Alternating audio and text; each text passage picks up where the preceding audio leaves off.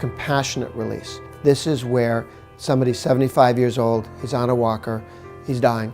Continued incarceration of somebody who's suffering that much is meaningless, and it's cruel. It's cruel to them, and it's cruel to their loved ones on the outside. We have to change this. We have to think about who we're incarcerating and whether or not these people are actually a risk to society.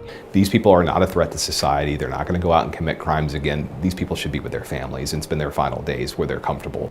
Not letting a person out who's a low-risk, older person who's going to die in prison is just wrong. It's wrong in a million different ways.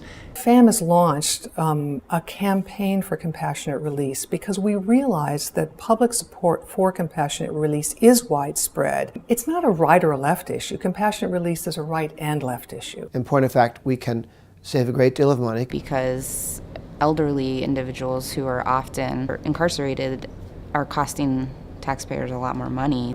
Because we're essentially running geriatric homes in prisons. Prosecutors, and remember, it's their job to put people behind bars, support compassionate release as one way to address the problem of over-incarceration.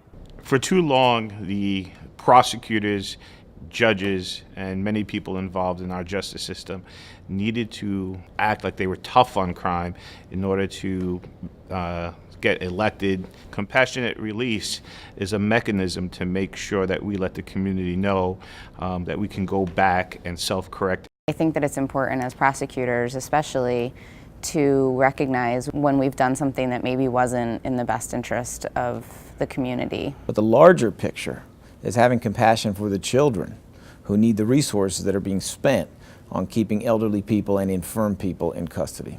Now that we see that we have an issue with over-incarceration, we should also realize that compassionate release could be a part of the solution to that problem.